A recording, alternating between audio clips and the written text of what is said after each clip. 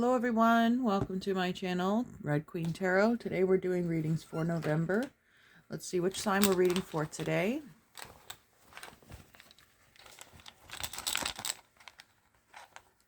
Capricorn, welcome Capricorn. Could be your sun, moon, rising, Venus, or north node position. Or you could just have a stellium of planets in there. First, we're going to start off by looking at the astrology for this month, just very basics, sidereal astrology. So if you have Capricorn in your first house or your Capricorn rising, we have a full moon lunar eclipse happening in your fourth house of home and family. This could indicate a change of places, relocation, or new family members coming or going in your life, roommates, etc. And then also we have a new moon in Scorpio that's happening at 6 degrees of Scorpio on November 23rd, and that would be in your 11th house of social relationships, partnerships, friendships, social groups, social media. So you could be making new connections or integrating into new communities after this new moon at the end of the month. Okay, again, always check your natal birth chart and the sidereal setting and see where this eclipse will fall in your birth chart, what house it will affect. Okay, let's see what the cards have for our messages for this month. What does Capricorn need to know?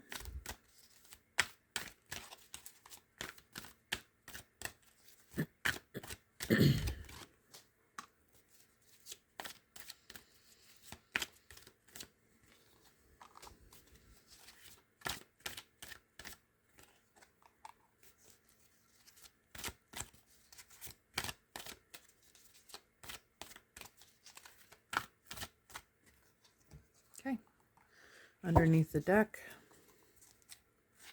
the Four of Fire, the Four of Wands. Wow. Okay, so I opened this reading talking about the full moon lunar eclipse in your fourth house. And the Four of Wands is that card of marriage and home and family. So there's something significant going on for you in that area of your life, if that happens to be your fourth house where the lunar eclipse is occurring. Let's see what the rest of the cards have for us. The Three of Fire, Three of Wands. Movement. Okay. Action. Like I said, some of you could be moving houses, leaving your home, looking for a new place to live, or moving in with a significant other, family member. Next to that, we have the Two of Earth. You might have multiple choices, multiple options. Or some of you may have been trying to balance your checkbook or your income, save money by consolidating housing or changing housing. Next to that, we have the Chariot. Yeah, you guys are definitely on the move. But this is ascension, rising above and overcoming any kind of stagnant situation or long overdue. But it's like requiring you to let go of certain things. This might be you sorting through your personal belongings, deciding what to keep, what to drop, what's coming with you in this next phase of your life. And finally, the Seven of Earth, Seven of Coins. Okay, so we have two sevens again, 7-7. Look up that number, see what it means for you. But the Seven of Earth is going to be that's actually Saturn in Capricorn. That's requiring patience, investment. But it looks like you can't rush off to the first available option. There's going to be multiple things for you to consider. And you may be all ready to go and then asked to wait a little longer. So it's always good to be prepared and get yourself in a position where you can pick up and go at a moment's notice if you have to. But let's see if we can get some clarifiers for this reading. What should Capricorn know about this relocation?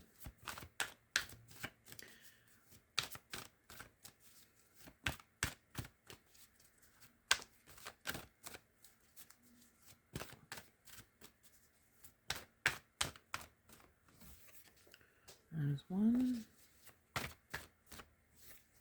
two. Tilt that down now. Okay, two more.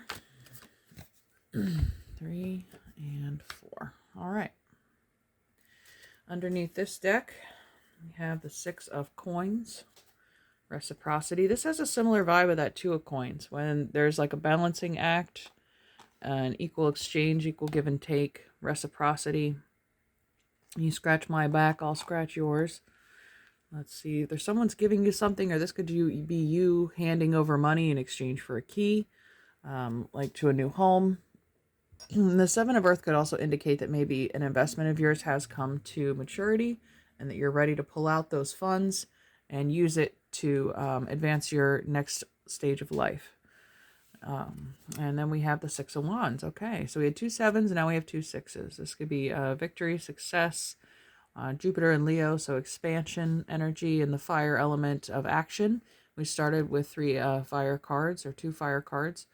But this is telling you that even again, if you're being asked to wait, there's going to be a favorable result for you in the end. Next to that, we have faith. All right, this is the Hierophant, the Pope card. This is, again, having faith or belief in your efforts, that they will pay off, that you are going to end up where you are meant to be at any given time. So you're exactly where you need to be at this moment. And that might has to do with patience as well in the Seven of Coins, being asked to wait for the best possible solution for your issue. And then we have the Priestess card. So this inner knowing, this is the High Priest and the High Priestess. So there's a lot of faith, belief, channeling of where you focus your intention. Both of their eyes are closed. They're using their intuition to guide them, to lead them through the right path, into the right direction. It's like, I know that wherever I'm going to land, Spirit's going to create a soft place for me to land.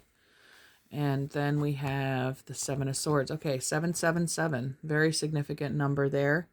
It has to do with manifestation. But the Seven of Swords specifically is movement away. And we started this with, I said, you're on the move in the Three of Fire and the Chariot. So this is kind of moving away peacefully, though. You're not creating a lot of drama or a big scene. It's kind of like silently slipping away in the night. That you're not going to make a big scene about this if you're moving on. People may not even realize that you moved. You might be so discreet about it. Keeping your plans hush is also a good idea too, if you don't want people meddling in your affairs or possibly confounding the outcome. But this is like, silence is your friend. Secrecy or just being discreet. Especially if you came into some money, because some people might try to take advantage of you or take from you. So it's best to keep it on the lowdown. All right. See if there's an Angels and Ancestors card for you in this circumstance. We have Peacekeeper, let go of the need to be right. Okay. I mentioned leaving without drama. So it maybe some of you are. I mentioned there were changes. You may not be also moving into a home, but out of a home. So it's like, would you rather be happy or would you rather be right? If you've heard that situation before, I think here it's saying your happiness is more important than proving a point by being either dramatic or loud or making a statement. This is just like, there's something to be gained by taking the high road. Okay. And let's see if there's a mystical wisdom deck that we can look at here.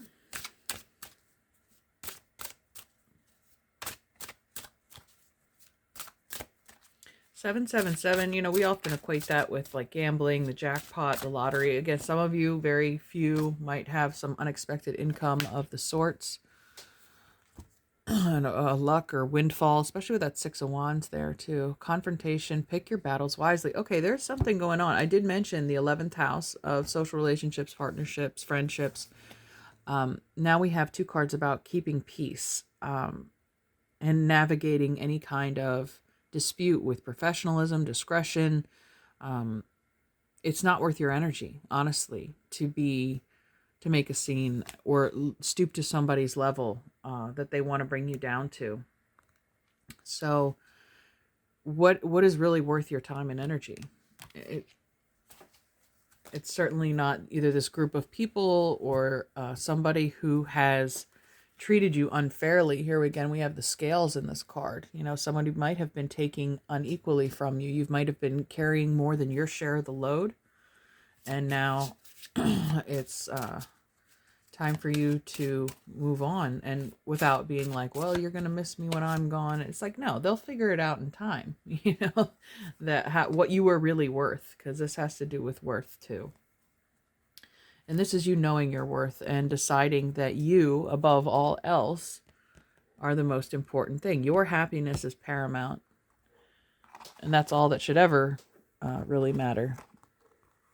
Okay.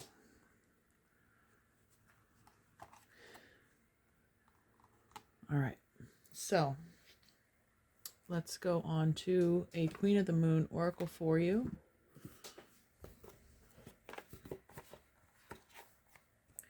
Because we have such powerful eclipses, we're in between them right now as I'm filming. We had that new moon solar eclipse in either Libra in sidereal astrology or Scorpio in the tropical system at the end of October. So we are in a huge transformation point. There's been a major theme going across the signs that a lot of people are making large changes in their life. All right, underneath the deck, I have Will. And this is a waxing gibbous, so the period immediately following a full moon. I mentioned eclipses are usually push things out of your life, like a full moon is a time for releasing. So what are you willing out of your life at this time? You're pushing things, and this was the number 13, so that's the death card. This is about transformation. It's like there's a situation where you've had enough of it, and it's now your will to get yourself out of it and to put yourself first. Let me see what this other card is that I pulled. Change. I just mentioned transformation and change. It's coming. We're in Scorpio season in the tropicals astrology, but also sidereal soon enough. So there's a huge, and that's a full moon. That's the thunder moon. So right away I'm seeing with the lightning symbolism obvious on. We think of the tower, number 16, major arcana, when the lightning strikes the tower, causing destruction. It's very Mars energy. But that's the first step to change, is destruction. It precipitates the new foundation that you're going to build for yourself or your life. I'll take a read from the book here about change and will. I think it's important that these are both very powerful cards. Thunder Moon, change. Accept change. Life, like the seasons, is about change. Take advantage of change energy. Plan ahead. So yeah, you can ride the wave of change. And with her in this boat here, I know it's like an airship, but I feel like she's catching a wave and riding it, going with the flow, using it to propel her forward, not tip her boat over. I welcome change and I ride its energy. One of the great truths in life is the change is constant. It is unavoidable and we can resist all we want, but nothing truly stays the same. It is better than to prepare and even direct change by setting intentions and building out personal power from the inside out. And that personal power is talking about this will card. That's willpower. That's your solar plexus, your ego strengthening and becoming more powerful in the world, deciding, stating, this is what I am and this is what I want for myself and I will make it happen. With the victory card here, I just stuck that there instinctively, but it's like your faith, your channel and connection to the divine is what's going to power you through this transition. Okay, seasonally, there are times of the year that have their essence a profound sense of change, usually the shoulder seasons of autumn and spring. It is at these times of year we can feel more easily the shift between one season and another. In autumn, the nights grow longer and there is a chill when darkness falls and wasn't there weeks before. The breeze that blows is no longer balmy. The birds we have been watching all summer seem to have packed up and left, and in their place, new species appear to strut their stuff. We begin to dress with more layers and we may even hunger for different foods. All these are signals of change. In spring, it's all about waking up and warming up, and the opposite happens. All these are signals of change. This moon shines down upon the winds of change, the clearing storms, the electrical crackle of lightning, and the boom of thunder echoing across the valley. There is a great energy to be channeled in such times and to be focused towards riding change with joy and ease. The companion stone or metal is serpentine. So that, of course, makes me think of the serpent, the snake. Snakes are about change. They shed their skin when they've outgrown it. It's no longer good for them. They leave it behind. I mentioned maybe kind of leaving something behind here, not taking everything with you. That's maybe the old skin, the old you, not just physical objects, but your energy, your essence and way of being. Okay, let's see if there's a message around will.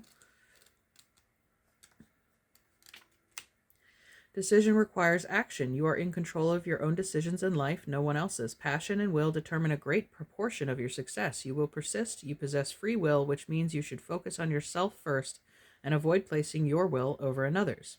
I have the will to make the changes I need. Will feels like a very old-fashioned concept. In a modern world where it seems like everything is geared up to be as easy as possible, where there's always someone else to blame, the idea of putting our personal will persistently into something seems quaint. When we decide we are going to change something in our lives, let's say a particularly negative pattern or bad habit, breaking the old way we do things can be difficult.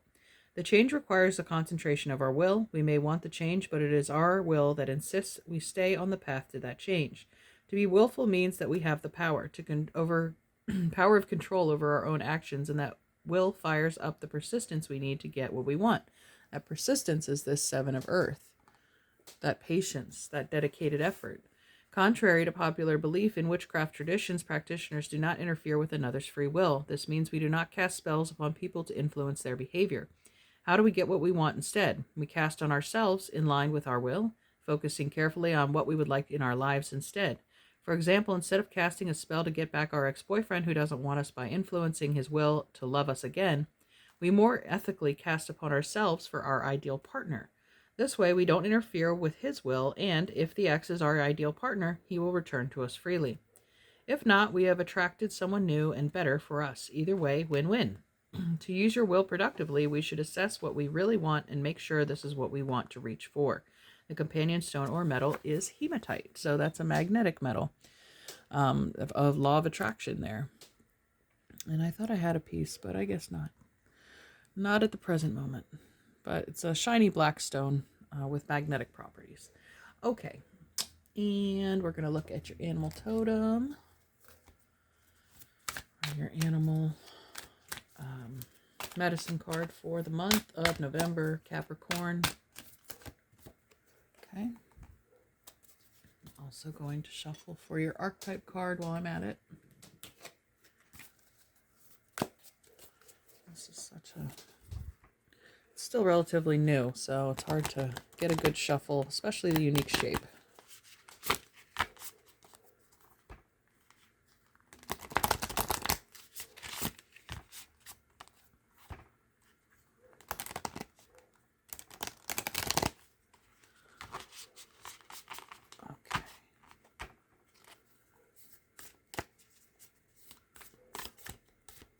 Capricorn. Okay, there you are. Underneath this deck, the Starborn, number 3. It's like the Empress card. Okay. Again, giving birth to a new reality. There's an egg hatching here.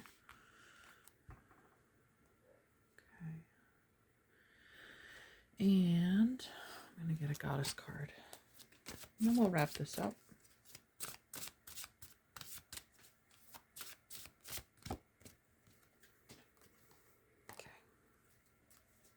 Under that deck, we have Sekhmet. Be strong. You are stronger than you think you are, and your strength assures a happy outcome. This reminds me of Leo and the Strength card. Okay. And then this card we've poked.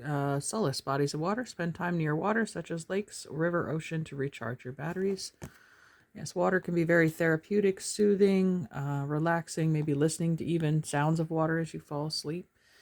Cleansing. You might be called to drink more water to help ease with this transition process and help detox your body, your vessel, and that'll translate into physically detoxing your life.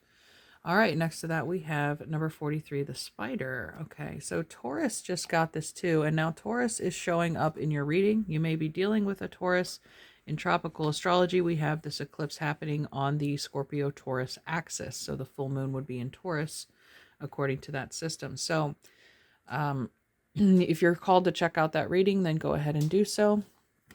And then finally, okay, Thanatos, another spider web. That's wild. Okay. I don't know how many 90s kids we have in this audience, but I just heard that song by No Doubt, The Spider Webs. Walking in the spider's webs, leave a message and I'll call you back. Anyway, take that for what you will. Everyone's going to have their own experience with that. Anyway, let's read about the spider first. And then I shall move into Thanatos.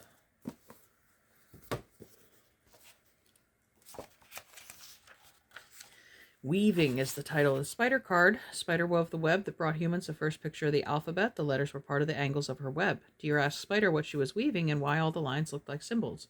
Spider replied, "Why, Deer, it is time for Earth's children to learn to make records of their progress in their Earth walk." Deer answered Spider, "But they already have pictures that show their symbols and the stories of their experiences." "Yes," Spider said, "but Earth's children are growing more complex and their future generations will need to know more. The ones to come won't remember how to read the petroglyphs." So it was that Spider wove the first primordial alphabet as she had woven the dream of the world that had become manifest. Spider's dream of the physical world had become to fruition millions of years before. Spider's body is made like the number 8, consisting of 2 lobe-like parts connected at the waist and 8 legs. Spider is a symbol for the infinite possibilities of creation. Her 8 legs represent the 4 winds of change and the 4 directions on the medicine wheel. Spider weaves the webs of fate for those who get caught in her web and become her dinner. This is similar to humans who get caught in the web of illusion in the physical world and never see beyond the horizon into other dimensions. The web of fate also represents a wheel of life, which does not include any alternatives or solutions. It is typically human to get caught in the polarity of good or bad fortune without realizing that we can change it at any time. If we are not decisive enough about changing our lots in life, we may end up being consumed by our fears and limitations. Spider is the female energy of the creative force that weaves the beautiful designs of life. Her web has hundreds of intricate patterns which catch the morning dew. If Spider has dropped from her web into your cards today, she may be telling you to create. Look for new alternatives to your present impasse. She can also be a warning to you that you are coming too close to an entangling situation. Spider could be asking you to use a journal to write out and review your progress. If you do this, you will not forget how you are creating a new or different phase in your life. Spider brings a message of a different kind when she sees you becoming a bit too involved in the weaving of your life plans to notice opportunity at the outskirts of your web. If this is the case, Spider gets your attention so that you can notice that something you have woven has borne fruit. Congratulations. Spider caught you just in time before you missed the opportunity on the edge of your web or reality. The most important message from Spider is that you are an infinite being who will continue to weave the patterns of life and living through time. Do not fail to see the expansiveness of the eternal plan. Okay, so Spider's like a double-edged energy. We talked about will. The spider creates what it wills with its body. It has a plan in its mind. It translates it to reality, and it makes it happen. But the other part is don't get stuck. Don't get trapped or think that this is your only realm of existence. Like spiders can build their nest anywhere. They don't have to just keep it in one place. So with the Chariot here, it's like you can establish and set down your strings in any location, set up shop, and you will survive. You know, they're very adaptable creatures, not to mention creative, artistic, and it said infinite beings, infinite co-creators with the universe. And with this strong connection to Source here in the High Priestess and the Hierophant card, it's like your will is extremely strong this month, Capricorn. So focus on where you're channeling that energy. Where do you want to build your web? And the web is the home of the spider. And we started this with the change in the home energy. So, they also brought up the number 8 card, the infinity symbol that goes and connects with the number 8 strength card that I felt drawn to in this pile. So there's a strength of perseverance, of will. Your will is strong. So again, maintaining this attitude of peace, passivity, and deciding what is worth your energy and what's not. If like the benefits are outweighed by the drawbacks, then it's time to get out of there, but peacefully and quietly, whether it's a relationship or a job or whatever. But it's time for you to make that decision and take action in the Chariot too, and the fire cards that came up. All right, moving on to Thanatos, we have number 73.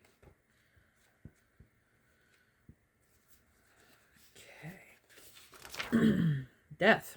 Okay, well, we are in Scorpio season. I mentioned the number 13 showed up in the will card, the transformation and change. Every ending is a new beginning.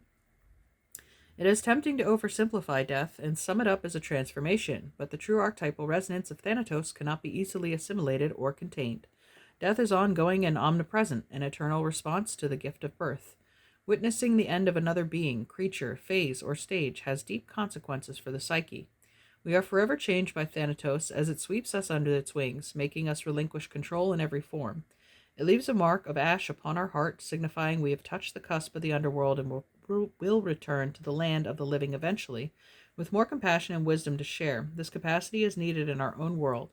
One who has faced the annihilation of Thanatos can face anything. When this card appears, it signifies an initiation into the underworld. There are those with a great gift for navigating Thanatos energy. Thankfully, we find these generous souls in emergency rooms, hospitals, hospice centers, and the like. Facing Thanatos or death leads us to aletheia, which is truth. Okay, so again, there might be this honesty and total need for acceptance on a level that a certain phase or chapter of your life has come to conclusion. It's time to start a new one. Again, the versatility of the spider and its ability to adapt tells me that you'll be fine. Your will is strong enough to build in the direction in which you are intending. Okay? I'm going to end then with these Making Magic cards.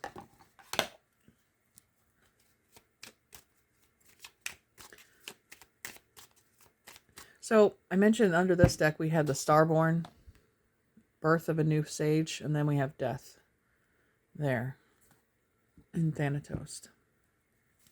Okay, 3 cards for Capricorn, please, of the Making Magic sigils. 1, 2, 3. Okay. Underneath that deck, we have Triple Spiral, listening to the divine wisdom of joyfully learning life's lessons. Yeah, those connections to the divine in the Hierophant and the Priestess. Next to that, we have Prosperity, a prosperous business with riches and success.